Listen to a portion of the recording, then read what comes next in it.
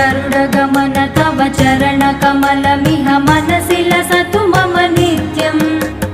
गरुडगमन तव चरणकमलमिह मनसि लसतु मम नित्यम्